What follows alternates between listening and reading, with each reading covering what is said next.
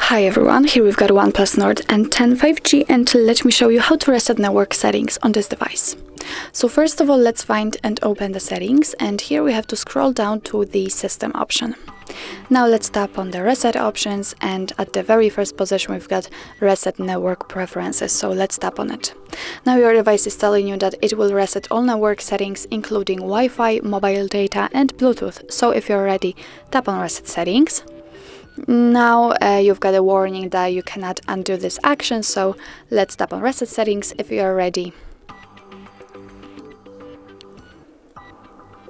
And as you can see, network settings have been reset successfully. So that's all. This is how to reset network settings in your OnePlus Nord N10 5G.